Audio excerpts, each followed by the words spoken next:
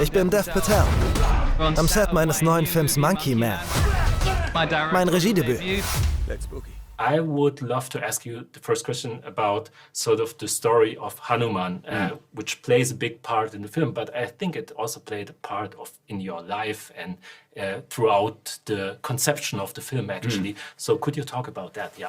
Yeah, I mean, for me, I was just, when my grandfather first told me these stories about Hanuman, he was immediately my favorite character I ever heard. But, some of the early stories of Hanuman, the more I started getting under the skin of this mythology, young Hanuman, the story of him being able to have any fruit and wanting one fruit high above the trees and eating that and getting punished by the gods, that reminded me of Icarus. And I was like, wow, we could be talking about the caste system here and about trying to challenge things or aim too high, reach too high. And that was really fascinating.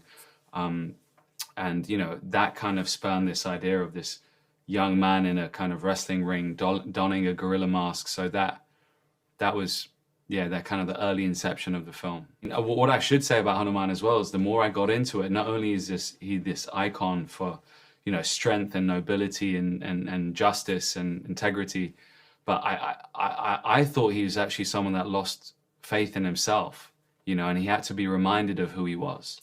And that for me was really an interesting core tenet. But the writing took a long time, like to get here with a finished film, it's taken over a decade, nearly 12 years. Did your faith been questioned? Because of course there was a time where you weren't sure at all if the film would come out, right? So how was that time for you? Yeah, it's weird. It's like, I don't know, I'm not a father, but it's like giving birth to a kid, i.e. writing a script and making a movie. Sometimes that child teaches you stuff. And for me, there's a line in the script, the pain will leave you once it's finished teaching you. And I was just like, every time I was like, this thing, I hate it. It's, it's not working. It's ruined my life. I turned down this franchise, turned down that. I would look at it and it would remind me, of something. It was my greatest teacher, this film. Yeah. I mean, I've got my next question starts with that quote actually to there you go. Once it's finished teaching you, because I love that as also metaphor maybe for your journey as a director. So how much pain do you still feel when you think I'm about still the hurting, film? man. I'm still hurting. And I mean also hurting maybe physically, because there's so many challenging action scenes where you not only direct but you also act in it and everything. So can you talk about sort of that experience, that visceral experience shooting the film? I think I'm my own worst enemy. We were meant to get the John Wick stunt team, and because of COVID and the border closures, we lucked out in finding this man, Brahim Chab, in Thailand. And I was like, Brahim, we already have a crew of hundreds of people. We need to shoot this action movie and we need you here yesterday. He came down with 2 of his guys, and we went about ferociously trying to put these fight sequences together. And every time he would show me a previs, I'm like, we should cut it less. Let's hold the sequences. How can we make the camera flow? And when we hit our physical limitation, I actually hired one of the stuntmen, Steven, who was shooting the previses, as a sort of like camera operator ninja to keep the action flowing and going. And my main mission was to make it capture the sense of real desperation in a life or death situation. Someone that is like a caged, cornered animal. He's going to bite, he's going to spit, he's going to scratch, he's going to do anything to survive. And as the film goes on, the camera style becomes more graceful, more balletic, and that was the evolution. Yeah, and talking about sort of your inspirations for revenge films, for that sort of cinema, I mean, where did your genre love start, and who were kind of your inspirations for that? Yeah.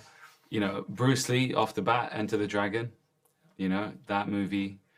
I think the first half decent paycheck I got, I bought myself a vintage Enter the Dragon poster, which I still have. It's my most prized possession. From that, it's everything from that kind of like, that kind of Asian cinema, Bruce, Jet Li, Jackie Chan, Donnie Yen, Sammo, just all of those guys, to Eco and what Gareth did with the Raid franchise. Obviously, anything Tarantino does, I love. And the Korean auteurs, you know, they do. I think for me, do revenge cinema better than anyone. Yeah. You know, when you see a stoic kind of action dude in a black suit, those are the guys that do it better than anyone. Du musst kämpfen. Für deine Mutter.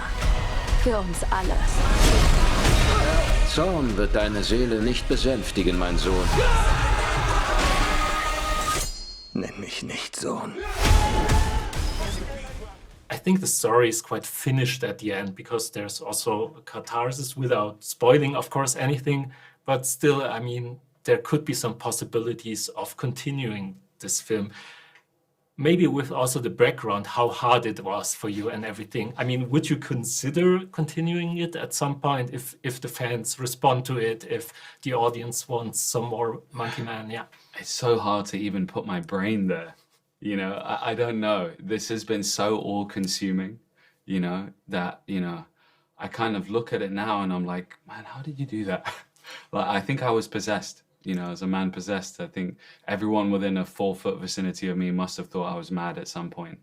But I think it's born from this kind of furnace, and that's why it is what it is, you know. Yeah. And I don't know. I'm not sure. Sorry, it's a terrible answer. No, not at all. I mean, you broke your hand, you broke your leg, it's true. Yeah, I mean, how did you just continue? Because you were on a tight schedule, right? You couldn't like pause the film for a long time on it or anything. Yeah, I think part of it was to do with the pandemic and the idea that I knew, you know, at any point, you know, the film could have gone down. There was many points where it did. There was a moment a few weeks before production when my financier was like, I'm closing the production down. And I was like, no, you're not. And he's like, what do you mean? I said, I'm not leaving. You know, give me 48 hours. And we got on this Zoom call because it was a pandemic and we had a COVID scare. It was a 17-hour Zoom call with every head of department. I was like, how many makeup brushes do you have? 20? Okay, now you have 8. And we're like cost cutting, trying to make it. But for me, it was like, this provided a purpose. And, you know, having nearly 500 people in a bubble during that pandemic, being able to work and have a purpose was a huge, it felt like a huge responsibility. And I didn't want that to go away.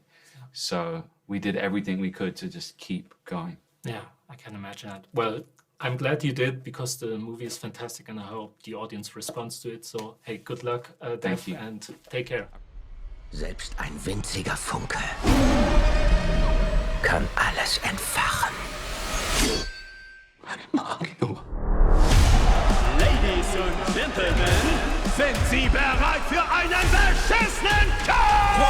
1, 2,